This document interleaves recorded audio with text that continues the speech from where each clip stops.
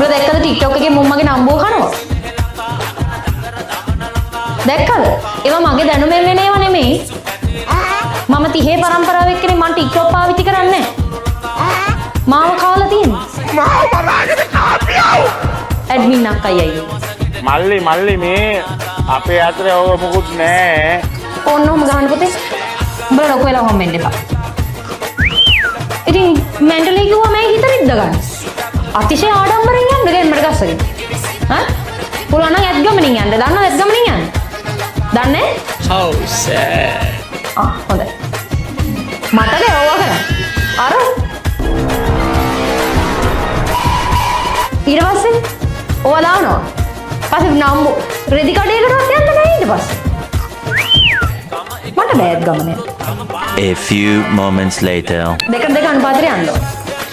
වම් පැත්තට දෙපාරක් තල්ලු වෙන්න ඕනේ. දකුණු පැත්තට මෙහෙම දෙපාරක් තල්ලු වෙන්න ඕනේ. එහෙම නැත්තු යන්නේ.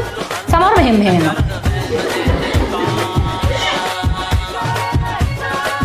සමහරව යනවා මෙහෙම යනවා. ඕනේ. ඔහොම යනවා. ඇත් ගමනට යන විදිහක් තියෙනවා.